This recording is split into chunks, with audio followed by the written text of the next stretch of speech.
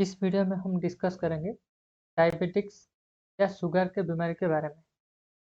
इससे पहले हम जान लेते हैं डायबिटिक्स क्या होता है और कितने टाइप का होता है। हम जो भी खाना खाते हैं उसमें से ग्लूकोज रहता है और ग्लूकोज शरीर के अंदर जाकर बॉडी को एनर्जी देता है। अगर इस ग्लूकोज का अमाउंट बॉडी के अंदर ज़्यादा हो जाएगा तो ये डायबिटीज कहलाता है। इट मीन्स हम लोग इसको जानते हैं कि शुगर का बीमारी तो डायबिटीज हो गया है। तो पहला वाला पिक्चर में क्या होता है? पहला वाला पिक्चर एक हेल्दी इंसान का होता है, हेल्दी ह्यूमन का। इसमें क्या होता है, ग्लूकोज को कंट्रोल करने के लिए और उसका अमाउंट को रिड्यूस करने के लिए हमारा जो पैनक्रियास है, पैनक्रियास से एक हार्मोन स्प्रेड होता है, हार्मोन प्रोड्यूस होता है। उसको कहा जाता है इंसुलिन। और ये इंसुलिन प्रोड्यूस होने के बाद ये क्या करता है, ग्लूकोज को ग्लाइकोजन में कन्वर्ट कर देता है। तब हमारा इन ग्लूकोज का जो लेवल होता है वो बैलेंस हो जाता है। सेकेंड इमेज में क्या होता है, पैनक्रियाज इंसुलिन प्रोड्यूस करना बंद कर देता है और इसके द्वारा क्या होता है, ग्लूकोज कंट्रोल नहीं होता है, ग्लूकोज का लेवल बहुत हाई हो जाता है। और ये मैक्सिमम मैक्सिमम टू मैक्सिमम 10% लोगों में देखा जाता है। हर पिक्चर में क्या होता है, हर पिक्चर में इंसुलिन तो बनता है पर ग्लूकोज कंट्रोल नहीं होता है।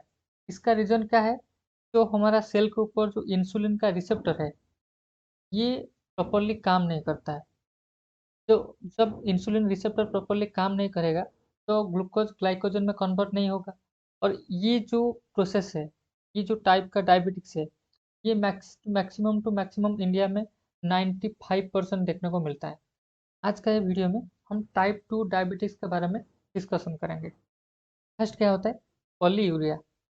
पॉलीयूरिया में क्या होता है, यूरिनेशन फ्रीक्वेंसी और वॉल्यूम इंक्रीज। एक इंसान का यूरिन करने का जो फ्रीक्वेंसी रहता है, यूरिनेशन करने का जो फ्रीक्वेंसी रहता है वो भी बढ़ जाता है, अब नॉर्मल हो जाता है। उसके साथ उस यूरिन का वॉल्यूम भी बढ़ता है। इसके बाद नेक्स्ट क्या होता है, due to high levels of glucose kidney are not able to reabsorb all glucose. Glucose का लेवल हाई होने के बाद किडनी उसको टोटली रीअब्जॉर्ब नहीं कर पाता है। नेक्स्ट क्या होता है, so glucose enters into urine. Glucose हमारा यूरिन में एंटर करता है और यूरिन के द्वारा वो बाहर आता है। सेकेंड पॉइंट होता है पॉलीडिप्सिया। पॉलीडिप्सिया में क्या होता है, इंसान को पानी पीने का जो फ्रीक्वेंसी रहता है, एक हेल्दी ह्यूमन का जो पानी पीने का जो फ्रीक्वेंसी रहता है वो बढ़ जाता है। या प्यास ज़्यादा, मैक्सिमम टाइम प्यास लगता है, बार बार प्यास लगता है। ये क्यों होता है? फर्स्ट वाला पॉइंट में क्या होता था, बार बार यूरिनेशन का जो फ्रीक्वेंसी रहता था, जो यूरिनेशन का फ्रीक्वेंसी बढ़ जाता था, उसके वजह उसी वजह से इसमें पानी पीने का फ्रीक्वेंसी बढ़ता है, बार बार प्यास लगता है। नेक्स्ट होता है पॉलीफेजिया। इसमें क्या होता है, इंक्रीज कंजप्शन ऑफ फूड। खाने का मात्रा और खाने का फ्रीक्वेंसी बढ़ जाता है। ऐसा क्यों? Due to decrease insulin sensitivity.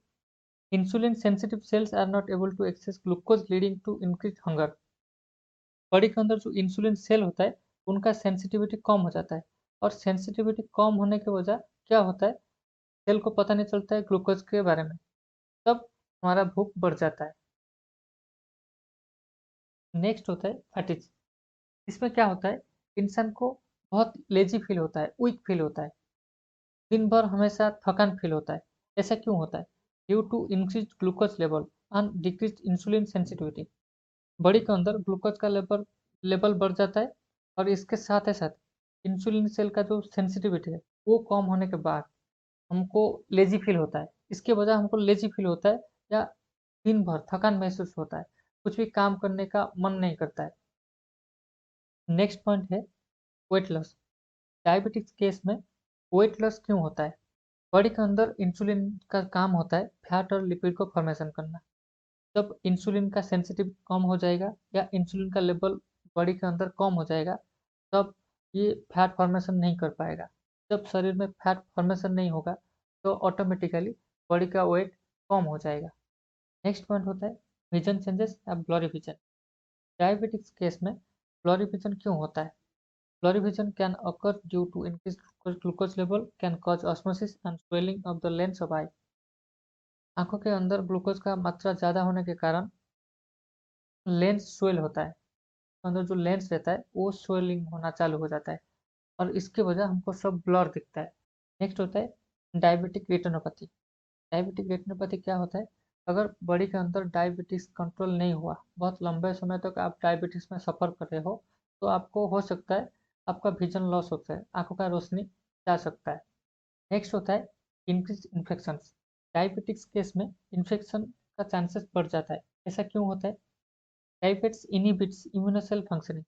इम्यूनोसेल functioning को डायबिट्स इनहिबिट कर देता है और ये इनहिबिट होने के बाद हमारा इम्यूनो सिस्टम वीक हो जाता है। नेक्स्ट होता है रेस्पिरेटरी ट्रैक्ट इन्फेक्शन। इस केस में रेस्पिरेटरी ट्रैक्ट इन्फेक्शन होने का चांसेस बहुत ज़्यादा रहता है क्योंकि बॉडी के अंदर ग्लूकोज का लेवल हाई है। जब बॉडी के अंदर ग्लूकोज का लेवल हाई हो जाएगा, एक्सेस हो जाएगा, तब एक फंगस देखने को मिलेगा मैक्सिमम। वो उसका नाम होता है कैंडिडा अल्बिकेंस। ये वाला फंगस हमारा टंग या रेस्पिरेटरी ट्रैक्ट में अटैक करते हैं। नेक्स्ट पॉइंट है पैराथेसिस। इसमें क्या होता है? हाथ पैर उंगली का सेंसेशन कम हो जाता है। ऐसा क्यों होता है? ब्लड के अंदर ग्लूकोज का लेवल हाई होने के बाद ब्लड गाढ़ा हो जाता है और ब्लड गाढ़ा होने के बाद क्या होता है? ठीक से प्रॉपरली फ्लो नहीं कर पाते, ठीक से सर्कुलेशन नहीं हो पाता है। जब ब्लड का सर्कुलेशन ठीक नहीं रहेगा तो हाथ या पैर या उंगली का सेंसेशन कम हो जाता है और इसको हम डायबिटिक न्यूरोपैथी कहते हैं। नेक्स्ट पॉइंट होता है डिलेड ऑन हीलिंग। आप सबको पता है डायबिटिक्स केस में जहाँ पे हमको चोट लगता है वो इतना जल्दी रिकवर नहीं होता है। ऐसा क्यों होता है? Due to poor circulation that में डेवलप ड्यूरिंग डायबिटीज प्रोग्रेशन। जहाँ पे हमको चोट लगा है, जिस एरिया में चोट है हमारा, वहाँ तक फ्रेश ब्लड नहीं पहुँच पाता है। क्यों नहीं पहुँच पाता है? Due to insulin level high in blood. Blood के अंदर इंसुलिन का लेवल हाई होने के बाद ब्लड गाढ़ा हो जाता है और ब्लड गाढ़ा होने के बाद ठीक से सर्कुलेशन नहीं हो पाता है। इसीलिए हमारा जो रिकवरी का चांसेस है ये कम हो जाता है, जो हीलिंग का चांसेस है ये बहुत कम हो जाता है। नेक्स्ट है डायबिटिक्स रिस्क फैक्टर। इसमें फर्स्ट पॉइंट आता है जेनेटिक या फैमिली हिस्ट्री। जेनेटिक मीन्स आपका फैमिली में पहले किसी से हुआ है डायबिटिक्स, तो भी चांस रहता है कि आपको होने का, डायबिटिक्स होने का चांसेस है। नेक्स्ट पॉइंट है डाइट। आप क्या खाते हो, कैसे खाते हो, कितना खाते हो, ये उसके ऊपर भी डिपेंड करता है। अगर आपका डाइट कस्टमाइज नहीं हुआ है और आपका डाइट मेंटेन नहीं है तो भी आप चांसेस रहता है आपको डायबिटीज होने रहता है। नेक्स्ट होता है एज। 40 के बाद आपको डायबिटीज होने का चांसेस स्लाइड रहता है। नेक्स्ट होता है वेट। अगर बॉडी में fat maximum to maximum fat आपका बॉडी में है तो आपका वेट एज के हिसाब से ज़्यादा है तो भी आपको चांस रहता है डायबिटीज होने। नेक्स्ट है लाइफस्टाइल। लाइफस्टाइल क्या होता है? आप लाइफस्टाइल में आपका हर चीज़ जाता है। आप क्या खाते हो, क्या करते हो, क्या मैनेज करते हो, क्या नहीं करते हो, हर चीज़ जाता है। क्या एक्टिविटी करते हो, हर चीज़ लाइफस्टाइल के अंदर ही जाता है और ये भी इफेक्ट करता है डायबिटीज। नेक्स्ट आता है इनएक्टिविटी। इनएक्टिविटी मीन्स इन कुछ भी एक्टिविटी जो नहीं करते, जिनके पास कुछ एक्टिविटी करने का ही नहीं चांस नहीं, इनके लिए बहुत चांसेस रहता है। अगर यह वीडियो आपको अच्छा लगा तो लाइक कीजिए, शेयर कीजिए और चैनल को सब्सक्राइब कीजिए।